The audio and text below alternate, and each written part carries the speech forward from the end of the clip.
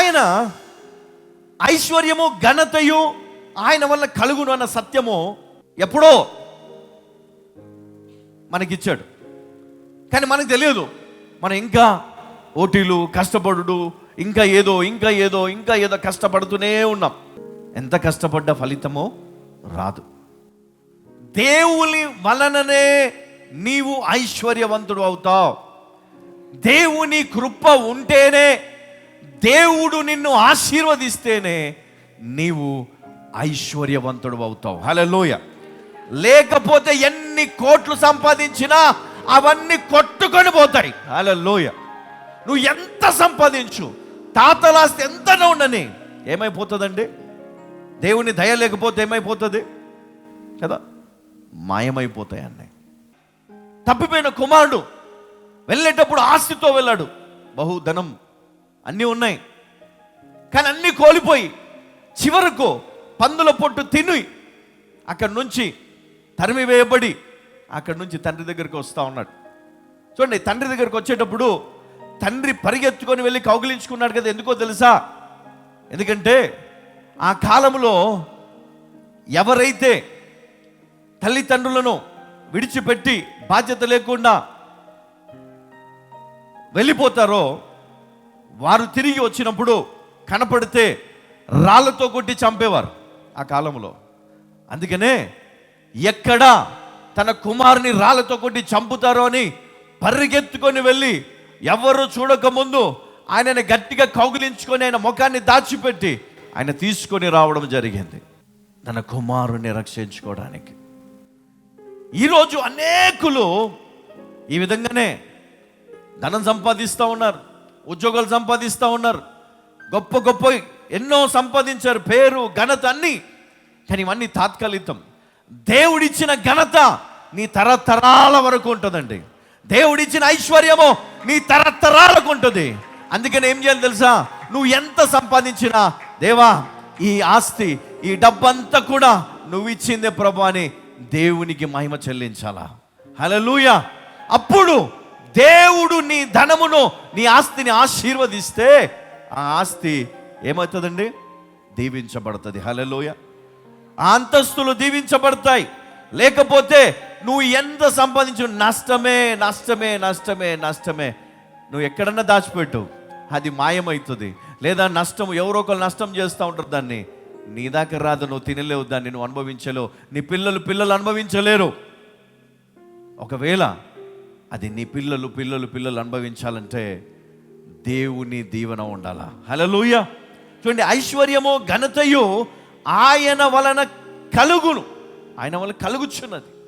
కాబట్టి ఈరోజు ఎవరైతే బాధపడుతున్నారో, అయ్యో నాకు పేరు లేదు, ఘనత లేదు, ఆస్తి లేదు, అంతస్తులు లేవు, డబ్బు ఎంత సంపాదించినా నష్టపోతున్నాను, ఏ వ్యాపారము చేసినా నష్టపోతున్నాను అని ఒకవేళ నువ్వు ఈరోజు ఆలోచన చేస్తే కనుక, ఇదిగో ఈరోజు నీతోనే దేవుడు మాట్లాడుతున్నాడు. హల్లెలూయా. దేవుని వాక్యం నీతో మాట్లాడుతుంది. ఆయనకు సమస్తము సాధ్యమే. ఎందుకంటే దేవుడు సర్వశక్తిమంతుడై ఉన్నాడు కనుక ఆయనకు అసాధ్యమైనది ఏది లేదు.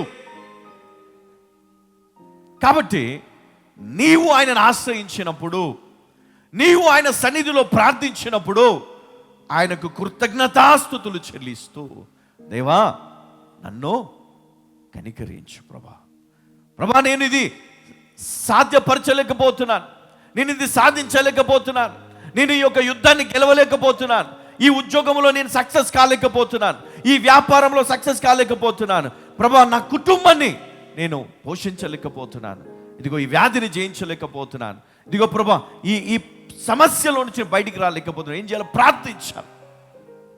ప్రార్థన దేవునితో నువ్వు ఆ సహవాసాన్ని నువ్వు కొనసాగిస్తూ దేవునితో నీ సమస్యను పంచుకోవాలి. అప్పుడు దేవుడు దయ తలిచి ఐశ్వర్యము ఘనత సర్వ సంపదలను దేవుడు నీకు ఇయ్యగలడు. హల్లెలూయా.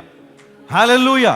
నేను ఐశ్వర్యమును ఘనతను సర్వ సంపదలు సర్వ జ్ఞానము కలిగి నిన్ను మహిమపరుస్తూ నేను జీవిస్తా అని నువ్వు ఒక తీర్మానము చేసుకొని నువ్వు జీవిస్తే దేవుడు నీ మార్గాలు సరళము చేస్తాడు. హల్లెలూయా.